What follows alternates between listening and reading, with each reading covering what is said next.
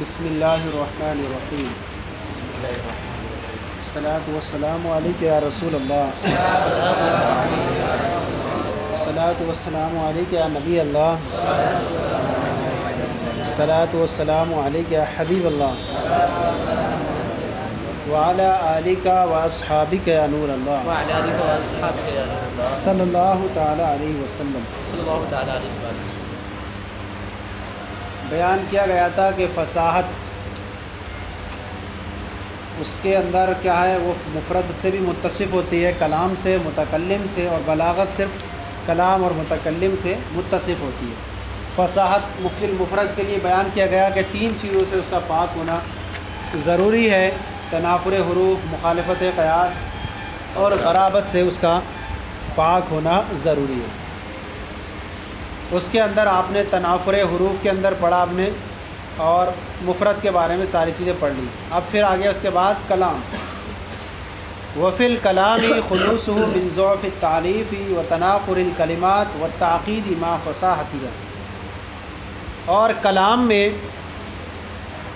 میں فصیح ہونے کے لیے ضروری ہے کہ خلوصہ من ضعف التعلیف، اس کلام کا خالی ہونا ضعف تعلیف سے، تنافر کلمات سے اور تعقید سے، ما فصاحتیہ، اس کلام کے تمام کلمات کے فصیح ہونے کے ساتھ، اس کلام کے تمام کلمات کے فصیح ہونے کے ساتھ۔ یہ بھی شرط اس کے اندر ہے، کیونکہ ایسا ہو سکتا ہے کہ وہ الگ الگ انفرادی طور پر ہم دیکھیں تو اس کلام الگ الگ سب فصیح ہوں، لیکن ایک جملے کے ایک شعر کے اندر آ جانے کی وجہ سے وہ فصاحت سے خارج ہو جاتی ہے۔ تو یہ شرط ہے کہ وہ کلام کے جو تمام کلمات ہیں وہ فصیح ہوں، اگرچہ اگر ہم ان کو الگ الگ رکھیں تو وہ سب فصیح تھے، لیکن جیسے ہم نے ان کو اس کے ایک ساتھ ایک شعر میں ملا دیا تو وہ قریب ہونے کی وجہ سے کیا ہو گئے، غیر فصیح ہو جائیں۔ جیسے کہ اچھا سب سے پہلے دیکھیں فالضعف، ضعف کیا چیز ہے؟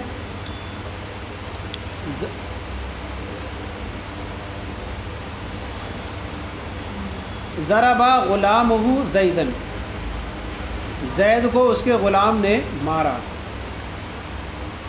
اب اس کی تعریف کیا ہے؟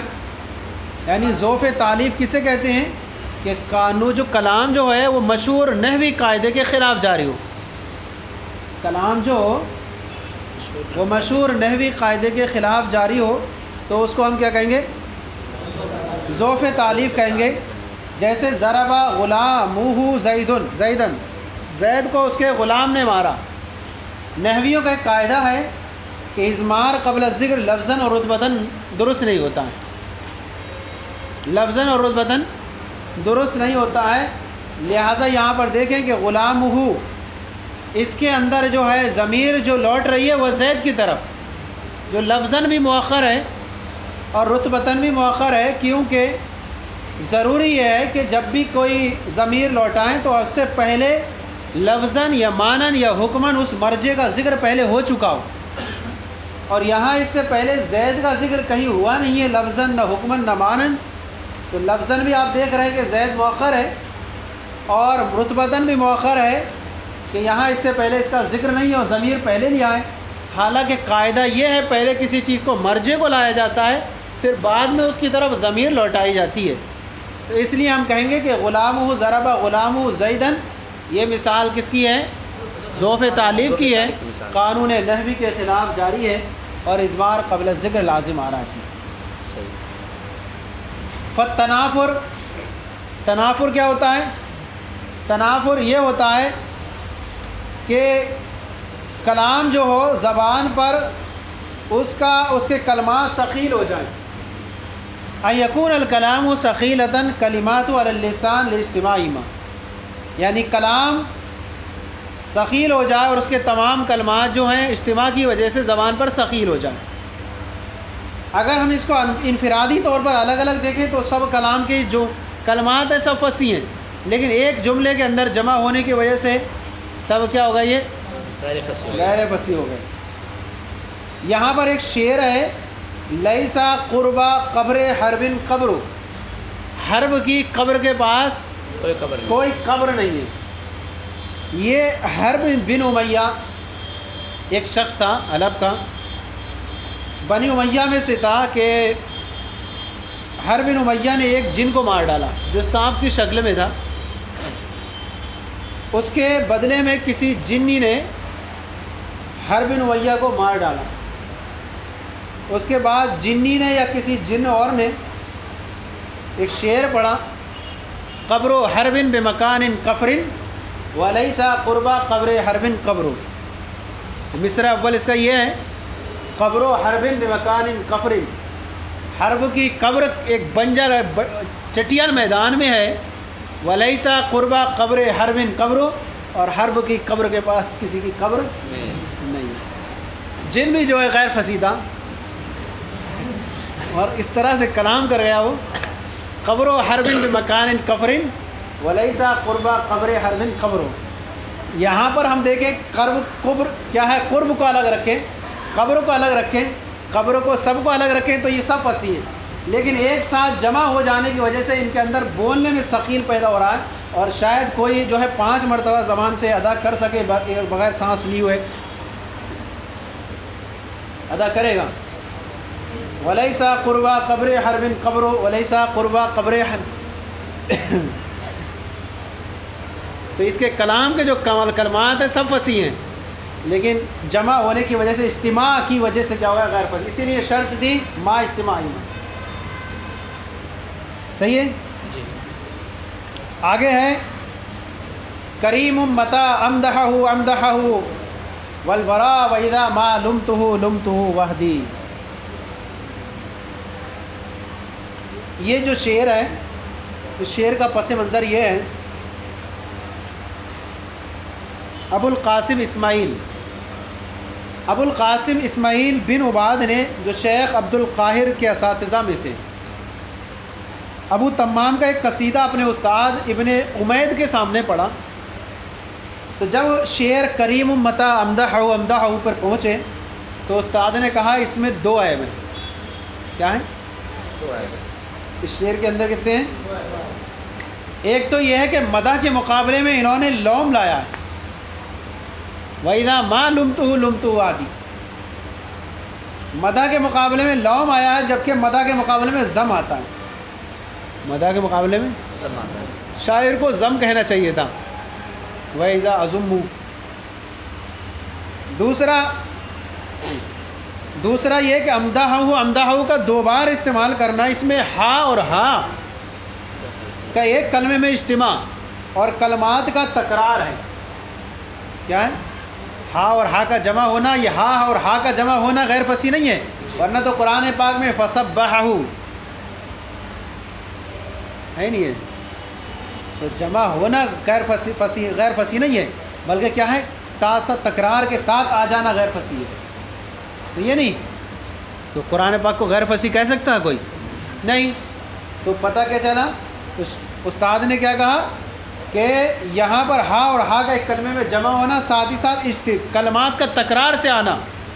یہ کلمات جدا جدا تو فصیح ہیں، لیکن تکرار میں کیا ہو گیا، تنافر پائے گا، اس لیے کلام غیر فصیح ہے. شعر کا مطلب کیا ہے؟ شعر کا مطلب ہو گیا کہ کریم متا، وہ ایسا سخی ہے. یعنی شاعر جو ہے، یہ ابو تمام جو ہے ایک قصیدہ پڑھ رہا ہے، اور حبیب بن اوستائی کا قول ہے، اور اس نے ایک قصیدہ پڑھا اور کہا کہ کریم، وہ ایسا کریم ہے، وہ سخی ہے، متا امدحہ امدحہ، جب میں اس کی تعریف کرتا ہوں، امدحہ امدحہ والورا، تو میرے ساتھ تعریف کرنے میں لوگ ساتھ ہوتے ہیں. وَإِذَا مَا لُمْتُهُ لُمْتُهُ وَحْدِي، اور جب میں ملامت کرتا ہوں تو تنہا میں ملامت کرتا ہوں. اس کا مطلب یہ ہے کہ ملامت جب کرنے کی بات آتی ہے تو میرا کوئی ساتھ نہیں دیتا، اکیلا رہ جاتا ہوں، لیکن جب تعریف کرنے کی بات آتی ہے سارے لوگ ساتھ ہو جاتے ہیں. پتہ چلا کہ بادشاہ بہت جو سخی ہے اور سب لوگ اس کو چاہتے ہیں. تو اس کے اندر جو ہے محل شاہد کیا ہے، امدحہ امدحہ ہے، اور اصل امدحہ امدحہ ہے، بس اس کی یہی چیز ہے. صحیح ہے نہیں؟ تو یہ جو ہے کیا ہے، تکرار کے ساتھ آنے کی وجہ سے کیا ہو گیا، غیر فصیح ہو گیا. وَإِذَا مَا لُمْتُهُ وَحْدِي. دو ہو گئے. کلام کے اندر ضعف تعلیف سے اور تنافر کلمات سے پاک ہونا ضروری ہے. تاکید سے پاک ہونا ضروری ہے. تاکید سے پاک ہونا ضروری ہے. والتاکید لا یکون ظاہر الدلالتی علی المراد لخلل اما فی النظم او فی النثر. تاکید لفظی ہوتی ہے اور تاکید معنوی بھی ہوتی ہے. تاکید لفظی لفظ کے قبیل سے تقدیم و تاخیر ہو جائیں، اور معنوی تو آگے پڑھ لیں گے. ساتلو بودت داری انکم لتقربوا وتسکو عنایت دموع لتجمدا. تاکید یہ ہے کہ کلام جو معنی مراد پر ظاہری طور پر دلالت کرنے والا نہ ہو. ان لا یکون ظاہر الدلالت، کلام جو ہے معنی مراد پر دلالت کرنے کے اعتبار سے ظاہر نہ ہو. کس وجہ سے؟ لخلل، کسی خلل کی وجہ سے. اما فی النظم، یا تو کیا ہو وہ خلل، او فی النثر، یا نثر میں. جیسے کہ فرزدق شاعر کا یہ شعر ہے اور یہ اسلامی شاعر ہے. اس شعر میں شاعر نے جو ہے ایک تعریفی جملہ کہا ہے، اور تعریف کیا کی ہے؟ یعنی شاعر نے ابراہیم کی تعریف کی ہے. کس کی؟ ابراہیم کی تعریف کی ہے. اور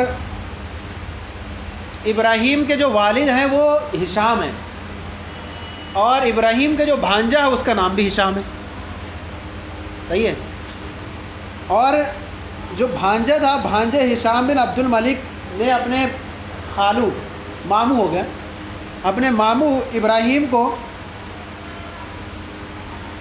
اپنے ماموں ابراہیم کو مدینہ طیبہ کا عامل بنایا، اور خود ہشام سربراہ مملکت تھا. یعنی بھانجا جو ہے سربراہ مملکت تھا، اور اس نے کس کو؟ ابراہیم کو عامل بنایا. اب اس شاعر نے جو ہے ابراہیم کی تعریف کی، اور ساتھ ہی ساتھ اس کے بھانجے ہشام کی بھی تعریف کر دی. اور تعریف اس طور سے کی کہ اس نے پوری تقدیم و تاخیر کر دی. مبتدا کو الگ پھیر دیا، خبر کو الگ لا دیا، موصوف کو دور کر دیا، صفت کو وہاں کر دیا، مبدل من کو الگ لا دیا، اور بدل کو الگ کر دیا، مستثنی من کو وہیں کر دیا، مستثنی کو کہاں کر دیا. سمجھنے والا شعر کو دیکھ کر کے سمجھتا ہے کیا مطلب اس کا، لیکن جب اس کو ملا کے دیکھیں گے تو پتہ چلے گا کہ اس کا یہ مطلب ہے. قول الفرزدق فی قال ہشام، جیسے فرزدق کا قول ہشام کے ماموں کی تعریف میں. وما مثلہ فی الناس الا مملکا، اور کوئی بھی اس کے مثل نہیں ہے لوگوں میں، الا مملکا، مگر ایک ایسا بادشاہ، ابو امی، جس کی ماں کا باپ حیٌ زندہ ہے، ابو اس کا باپ یقارب اس کے مثل ہے. کیا سمجھ میں آیا؟ یہ ہوا، یہ لفظی ہے اس کا.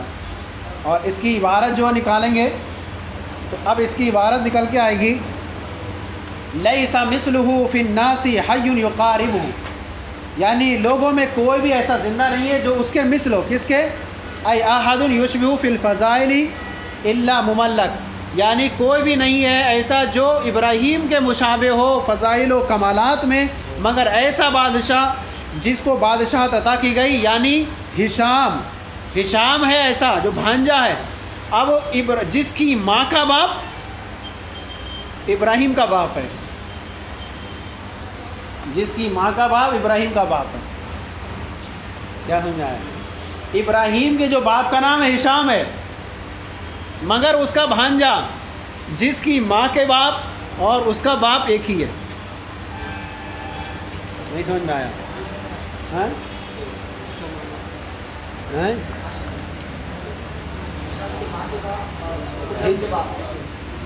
دیکھیں، ایک ہشام یہ ہے، یہ بھانجا ہے، اور ایک ابراہیم بن ہشام ہے. صحیح ہے. لوگوں میں کوئی مثل نہیں ہے کس کے؟ ابراہیم کے مثل نہیں ہے فضائل و کمالات میں، مگر ایسا مملک جس کی ماں جس کی ماں کا باپ ابراہیم کا باپ ہے. ارے دونوں کا ایک جس کی ماں کا باپ، اس کی ماں کا باپ کون بنا؟ ابراہیم کا باپ، اور ابراہیم کا باپ بھی کون ہے؟ ہشام۔ تو لوگوں میں کوئی ایسا نہیں ہے جو اس کے مثل ہو۔ اب یہاں پر پھر دیکھیں، یعنی کہنا چاہ رہا ہے کہ لوگوں میں کوئی بھی ایسا زندہ نہیں جو فضائل و کمالات میں ابراہیم کے مشابہ ہو، سوائے اس کے بھانجے ہشام بن عبد الملک کے، جو ابراہیم کا کیا ہے؟ بھانجا ہے، اور جس کی ماں کا باپ کون ہوا؟ جس کی، ارے ہشام کی ماں کا باپ کون بنا؟ ہاں، جس کی ماں کا باپ ابراہیم کا باپ ہے، وہ بھی ہشام بھی ہے نہیں۔ اب یہاں دیکھ لیں، یعنی یہاں دیکھ کہہ رہے ہیں لیسا مثلہ فی ابراہیم فی الناس، لوگوں میں ابراہیم کے مثل کوئی نہیں ہے، یشبہ فی الفضائل، جو فضائل میں اس کے مشابہ ہو، الا مملک، مگر ایسا بادشاہ، ایسا آدمی جس کو بادشاہ عطا کی گئی، وہ کیا ہے؟ ہشام بن عبد الملک ہے، جو اس کی ابراہیم کی بہن کا بیٹا ہے، ابراہیم کی بہن کا بیٹا ہے، اور اس مملک کی ماں کا۔ یہ تقدیم و تاخیر کر دی تھی، جو لفظی ترجمے سے بھی سمجھ میں نہیں آ رہی تھی کہ کیا کہنا چاہ رہا ہے یہاں پر، اس کی عبارت نکالی۔ اب یہاں پر آپ دیکھیں تو یہاں کتنی چیزیں ہیں۔ ابو امی ہی جو ہے، یہاں پر دیکھیں ابو امی ہی، یہ ہے مبتدا، اور ابو ہو اس کی خبر ہے۔ کہاں ہے ابو ہو؟ حیون کے بعد، صحیح ہے نہیں؟ ابو ہو خبر کے درمیان حیون کا فصل کر دیا، جو اجنبی ہے۔ حیون موصوف ہے اور یقارب ہو صفت ہے، اس کے درمیان ابو فصل اجنبی آ گیا۔ مستثنی منہ حیون ہے، مستثنی منہ حیون پر مستثنی مملک کو مقدم کر دیا گیا۔ بدل حیون ہے اور مبدل منہ مثلو ہے، اس کے درمیان کافی فاصلہ کر دیا گیا۔ ادھر ادھر اٹھا کے تقدیم و تاخیر کر دی کہ لفظ کا اصلی معنی سمجھنا جو انسان کو دشوار ہو گیا۔ اس کو کہیں گے کیا ہے؟ نظم میں خلل۔ اس کو کہیں گے کہ یہ کیا ہو گیا؟ نظم میں خلل ہو گیا۔ یہ کلمہ کیا ہے؟ کلام فصاحت سے خالی، فصاحت سے خالی نہیں ہے، فصاحت سے خالی ہے، فصیح نہیں ہے، صحیح ہے۔ اب اس کی ایک مثال یہ تو ہوئی، سمجھ میں آگے اتنا؟ مگر ایسا مملک جس کی ماں کا باپ اس کا باپ ہے، ابو ام ہی ابو، جس کی ماں کا باپ اس کا باپ ہے۔ یہ تو ہوئی کس میں؟ نظم میں جو ہے تقدیم و تاخیر ہوئی، الفاظ کے قبیل سے ہوئی۔ اسی کو آپ، اچھا کبھی ایسا ہوتا ہے کہ وسائط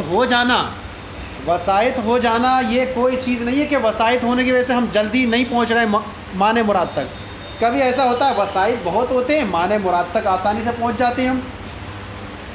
فلان کثیر الرماد، زید کثیر الرماد، زید زیادہ راکھ والا ہے۔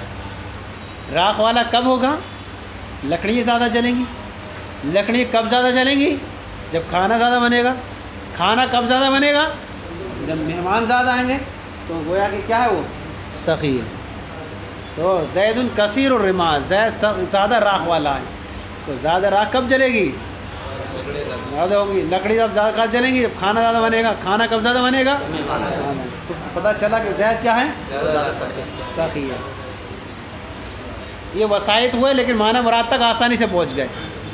اما فی الانتقال، یا جو ہے معنی مراد میں پہنچا جاتا ہو وسائط کثیرہ کے ذریعے سے، جیسے کہ شاعر کا قول ہے ساتلبو بعد الدار عنکم لتقربوا وتسکبوا عینایا دموعا لتجلبوا۔ یہ تو پڑھ لیا آپ نے نا؟ ان قریب میں تم سے گھر کی دوری طلب کروں گا تاکہ تم قریب ہو جاؤ۔ وتسکبوا عینایا دموعا لتجلبوا، اور میری آنکھیں آنسو بہائیں گی تاکہ وہ جم جائیں۔ میری آنکھیں آنسو بہائیں گی تاکہ وہ جم جائیں۔ یہاں شاعر نے دو کنایا کیے ہیں۔ ایک کنایا کرنے میں تو اس نے درستگی کی ہے کیا کہ آنسو کے بہنے سے کنایا کیا ہے رنج و غم کا، اور اس میں درستگی کی ہے آنسو بہن، رنج و غم ہوتا ہی ہے۔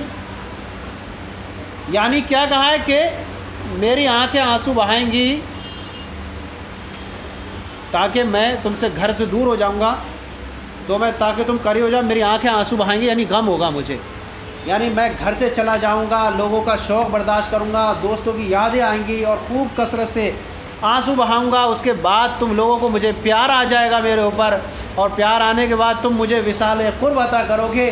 تو جب ان مع العسر یسرا، پریشانی کے بعد آسانی ہے، سختی کے بعد کشادگی ہے، تو پہلے میں دور رہوں گا، پھر مجھے قرب حاصل ہوگا، اور جب قرب حاصل ہوگا تو میری آنکھیں جو رو رو کر کے کیا ہو رہی تھیں، بہہ چکی تھی، تسکو عینایا دموع، میری آنکھیں آنسو بہا رہی تھیں، اور جب مجھے وصال قرب حاصل ہوگا تو اب وہ جم جائیں گی، یعنی جم کب جائیں گی، اب ان کا رونا بند ہو جائے گا، یعنی سرور حاصل ہوگا مجھے، کیا ہوگا، یہ سرور کا کنایہ کیا ہے تجمدہ سے، جبکہ سرور کا کنایہ کس سے کیا جاتا ہے، رونے کے وقت رویا نہ جائے، بخیلی کری کے جائے، رونے کا مقام ہے، بخیلی کر رہا ہے، رو نہیں رہا ہے، تو اب کنایہ کرتے ہیں بڑا بخیل ہے، لیکن یہاں جو کنایہ کیا ہے کہ میری آنکھیں جم جائیں گی، یعنی اس کی آنکھیں جم چکی ہیں، بڑا رونا ہی نہیں آتا، اس سے کسی کی لاش پڑی رو ہی نہیں رہا ہے، یہ کہا جاتا کہ، لیکن سرور ہونا یہ بہت دور کی چیز ہے، کیسے سرور ہو رہا ہے، تو وہ سرور ہی ہے کہ دور جاؤں گا، نڈھال ہو جاؤں گا، غم برداشت کروں گا، تمہاری یاد آئے گی، تم بھی میرے وصال کے لیے تڑپو گے، پھر اس کے بعد مجھے قریب کرو گے، جب میں قریب ہو جاؤں گا تو ایک زمانے سے جو شدت و اشتیاق تھا وہ ختم ہوگا، پھر اپنے دوستوں میں آ جاؤں گا، اور پھر کشادگی آ جائے گی، صحیح ہے۔ بود خانہ کا ہوں میں طالب تاکہ ہو جاؤں قریب، بود خانہ کا ہوں میں طالب تاکہ ہو جاؤں قریب، رو رہا ہوں اس لیے تاکہ شادمانی ہو نصیب،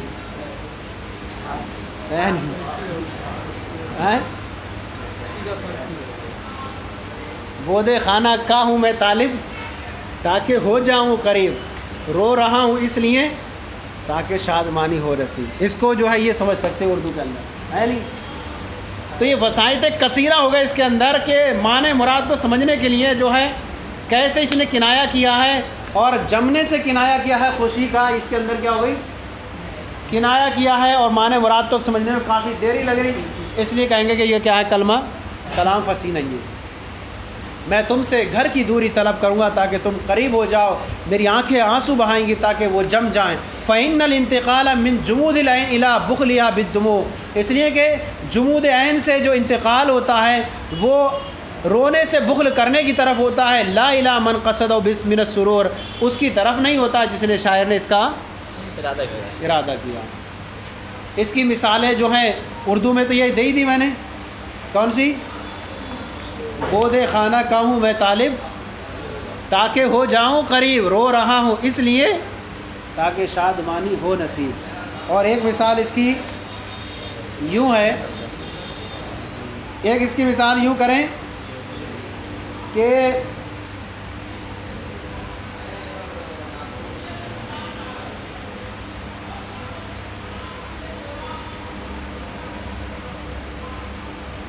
بنیں گی باعث تخلیق نو بربادیاں میری، بنیں گی باعث تخلیق نو بربادیاں میری، مجھے آباد ہونا ہے مجھے برباد ہونے دو، بنیں گی باعث تخلیق نو بربادیاں میری، مجھے آباد ہونا ہے مجھے برباد ہونے دو، تو پہلے برباد ہوگا پھر آباد ہوگا نا، تو یہی اس کا شعر ہے۔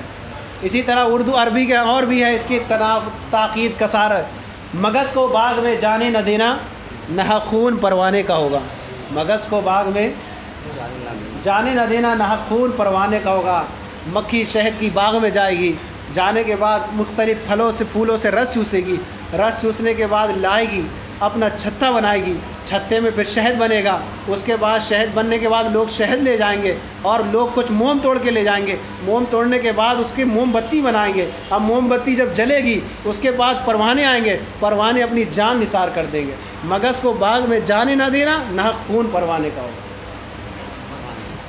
اتنے وسائط کثیرہ کے بعد پروانے کا خون ہو رہا ہے، تو اس کو کہیں گے کیا ہے، یہ بھی تاکید معنوی ہے، صحیح ہے۔ ایک ایک کلام کے اندر کئی کئی وہ آ جائیں، کلام جو ہے بگڑ جائے، اردو کے اندر اس کی مثالیں ہوتی ہیں، چچا چار کچرے کچے چچا چار کچرے پکے، پکے کچرے کچے چچا کچے کچے،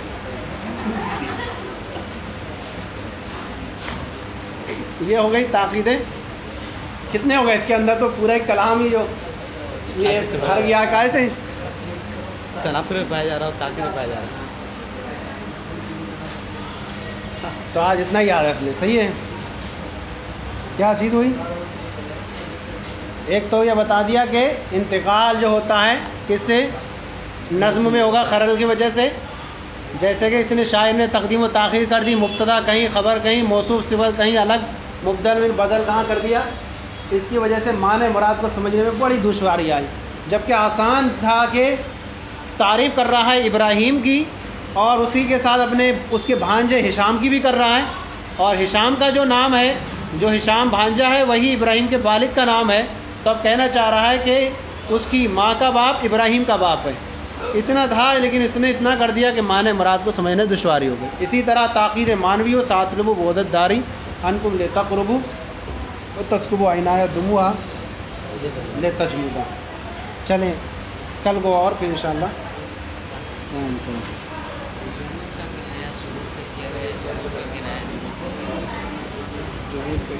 جمود عین سے کنایہ کیا گیا ہے، یعنی شاعر نے جو ہے کنایہ کیا ہے کہ من جمود العین، جمود عین سے سرور کا کنایہ کیا ہے. آنکھیں جم جانے سے یعنی کیا کہ میں خوش ہو جاؤں گا، جبکہ آنکھیں جم جانے سے بخل کا کنایہ کیا جاتا ہے کہ بخیل ہو گیا.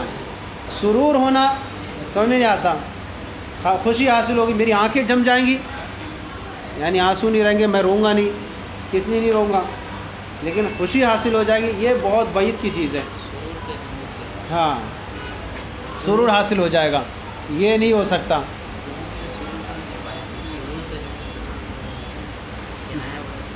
فَإِنَّ وَكَنَا بِجُمُودِ الْعَيْنِ عَنِ السُّرُورِ، جمود عین سے کنایہ کیا ہے سرور کا، یعنی خوشی حاصل ہو جائے گی مجھے.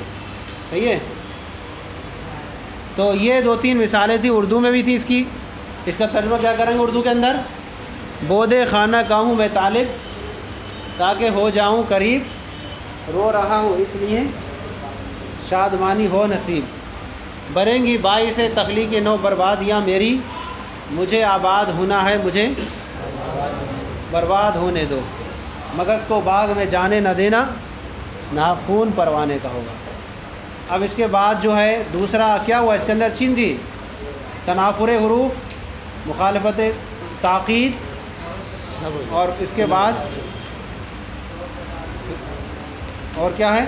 تاقید ما فساتیہ، ذوف تعلیف، تنافر کلمات، تاقید، یہ ہو گیا. پھر اس کے بعد قیلہ کے ذریعے ایک قول پیش کریں گے، اس کو بھی فرمائیں گے، اس میں بھی نظر ہے. چلیں صلو علی الحبیب صلی اللہ علیہ وسلم.